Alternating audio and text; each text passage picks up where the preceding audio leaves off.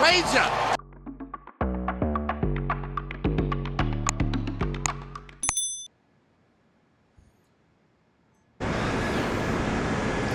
Alright guys, it's Clint Frazier here with a Yankees versus Blue Jays Game 2 recap. Obviously the game did not go in the Yankees' favor yesterday, but before we go too far into it, I just want to highlight one thing.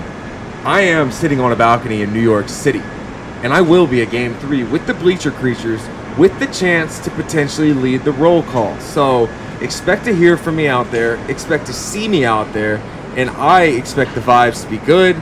And I kind of expect them to be a little bit scary. So we won't go too far into that because I will make some videos tomorrow in terms of what that's going to look like and maybe what I'll be doing. So with all that being said, we will talk about what happened in Game 2. So the Yankees lost. They lost in a bad fashion again, but I wouldn't be too upset just because of the way that sixth inning finished. So it seemed like if there was a time for the bats to wake up, it needed to be now or never. So the bats started to get hot a little bit in the sixth inning. You saw they just strung together some at-bats. I know that Cody Bellinger homered, but it felt like everyone on the Blue Jays homered too. I mean, Vlad Guerrero hit another home run. From my understanding, it was the first grand slam in Blue Jays history, and the Yankee killer continued to be the Yankee killer. So if they want to find success in this Game 3, they got to throw ice on that guy. That guy's got to be calmed down. He's too comfy in the box. A lot of those hitters look too comfy in the box. So, I mean, you got Springer hitting a homer. You got Dalton Varsho getting 4 hits, hitting 2 homers. You got Ernie Clement hitting a homer. So it just seemed like yesterday that everything was going right for the Blue Jays and nothing could go wrong. So could be disheartening for a Yankees fan and a Yankees player, but I don't think that that's how we move. We turn the page and we keep it going. But Trey Yestovich looked like an absolute beast yesterday. And one thing that needs to be highlighted on that guy is that guy only has 4, maybe 5 starts in the big leagues. He's 22 years old, and his release point is one of the highest in baseball. And one of the reasons that that's an important thing to talk about is that you do not see guys throwing straight over the top as often as they do.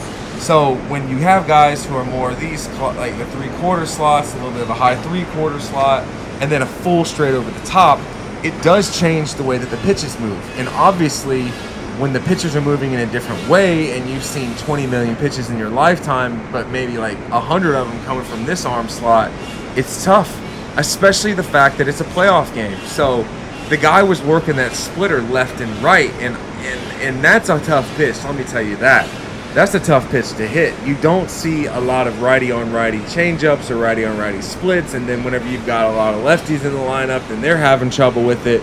It just looked like a rookie made a $300 million lineup look like they've never seen a splitter before. So that's tough. That's really tough, because if the Blue Jays have anybody else in that pin, and they do, that throws splitters, you know that the game plan is when in doubt, pull the splitter out. So I think that's something that the Yankees are really going to need to work on in Game 3, is you have to really see that pitch up. And what I mean by that is, if you're a right-handed hitter, you got to make sure that thing's up in the zone. If you're a left-handed hitter, you got to make sure that thing's almost starting at you because of the way that it's moving away from you. I mean, sometimes it'll move into you, but that's not the way that they want that pitch to go. So you really have to tunnel your sights into a certain spot if you're going to have any bit of success against a pitch like that. And you really do, I think, have to expect that it's going to come whenever a moment is big. So let's just focus on that. I think as far as Game 3 goes, what you need to see is a massive change in the approach. I mean, you got to have some professional at-bats. You got to be thinking, if you're a right-handed hitter, going low line drives up the middle or low line drives over the second baseman's head. And if you're a lefty, it's up the middle over the shortstop's head, something low. If that 6th inning shows you anything, is that runs will happen if people are taking the right swing. So obviously, like I said, Bellinger homers, and then you got guys that are squeaking hits in there left and right. So if you want to see one of these big innings happen, you got to have guys on base constantly straining the pitcher. I feel like that's not been something that the Blue Jays have been exceptionally worried about this season or this series. Is that, yeah, we have so many runs ourselves that if we give up 1 or 2 here, it's not necessarily going to change the landscape of the game. So we need to see something that's going to happen early and often. I think that if you put strain on those pitchers, especially in the Bronx, I mean, that's like being in hell, baby. So you put strain on those pitchers and you're on the mound in hell, you got a chance. I mean, I don't think that the Yankees are too worried right now.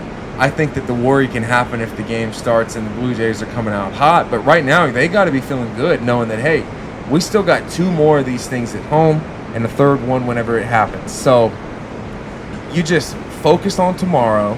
Think about the fact that we got to go out there, clog those bases, have clean innings on the mound, and you have a chance. I mean, Carlos Rodon's going to go out there and give his best. I know that some people were probably upset with what happened with Fried. I mean, he went out there and gave up 7 runs, and you just wanted to see him pass the baton to Rodon in a 1-1 series, and that didn't happen. So, best case scenario, Rodon goes out, and again, he needs to eat some innings. He's got to have a lot of innings because that bullpen has been exposed a little bit. The Blue Jays have seen them at a fair amount. You want to see Rodon go out there and eat some innings, get a win, and then hand the ball off to Cam, baby.